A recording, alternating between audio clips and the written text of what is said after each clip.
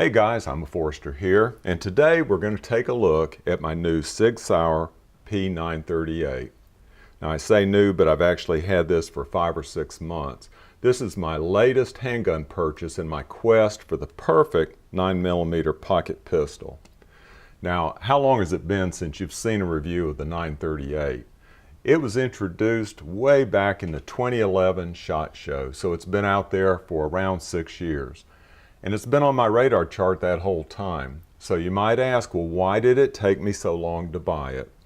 And the short answer is in this 1911 style cocked and locked manual of arms. I just wasn't totally comfortable with it. And yes, I do have a Ruger SR 1911 handgun that I take to the range, but the difference is I don't carry that Ruger 1911.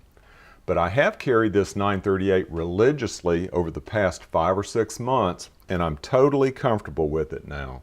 It hasn't gone off in my pocket even once. Experience is a great teacher.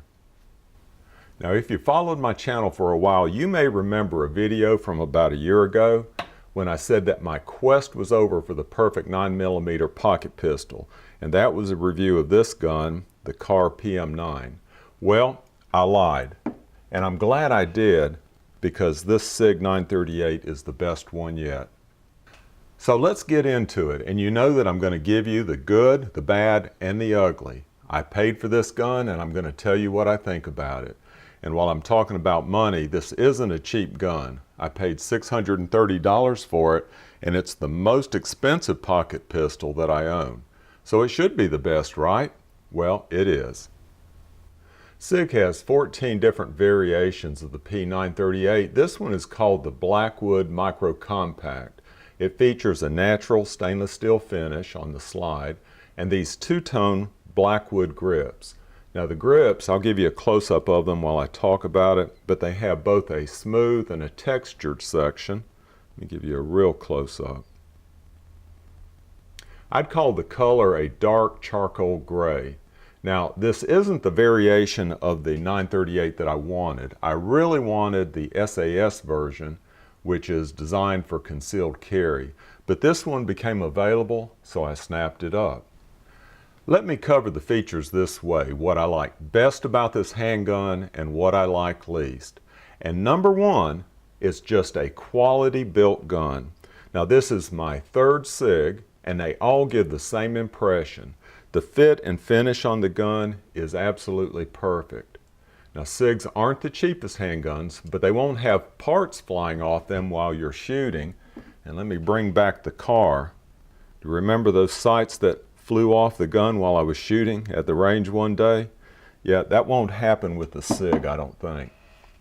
Now, number two, a nice safety feature is that a round can be loaded and unloaded from the chamber while the hammer is cocked and locked like it is now. Now this gun is loaded and there's a round in the chamber, but let me demonstrate. It's cocked and locked, a round in the chamber, and I'm going to pull the slide and take that round out. Nice catch, eh? Now let's take the magazine out and take the round. There should be a round in the chamber now. It's still cocked and locked.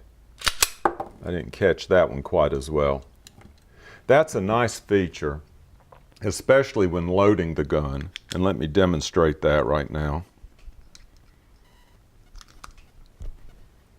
Okay, so there's nothing in the chamber. I'll put a loaded magazine in. The hammer is cocked and locked, and I can put a round in the chamber like that, and it's perfectly safe. The third thing I like about this Sig 938 is that it comes with 3 magazines. This is the one that I use when I carry it in my pocket because it has the lowest profile of any of the 3. It carries 6 in the mag, 1 in the chamber for a total capacity of 7 rounds. It does have a 2-finger grip. My pinky hangs off there at the end, but that doesn't really cause a problem. The other 2 magazines both have 6 witness holes, and I can get 7 rounds in easily. The other thing is that with these magazines, I get a full 3-finger grip. So that's a nice plus that Sig includes 3 magazines with this package instead of just 2 like most other guns. The fourth thing I like is that it comes with Sig Light night sights. Now it's too bright in here to really demonstrate, but they show up very well. They're very bright and easy to pick up. They're on the small side, but that works well for concealed carry. And number 5, this gun shoots very well. It has a nice combination of weight, a decent single action trigger pull at about 7.5 pounds, and sights to make it a good shooter. And I'll say that I'm definitely the weak link in its accuracy. I have a target here from my last trip to the range. I shot at 5 yards first, and my shots all fell within, you can judge there, about a 1.5 inch diameter group. I did have a few flyers. At 10 yards, I was able to hit consistently within this head outline. All the shots fell within, say, a 2 to 3 inch grouping. You have to think this gun would likely only be used at 5 yards or less, though. I could go on with more positives, but I covered the most important ones to me.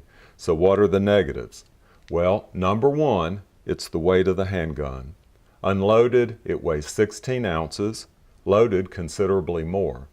As you may know, my quest for the perfect 9mm pocket pistol has mainly been about the weight of the gun in my pocket. I don't like feeling like I'm carrying a boat anchor in my pocket, and heavy guns tend to print.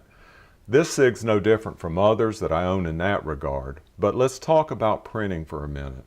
There's printing where you can see the outline of the gun and most everybody figures you're carrying.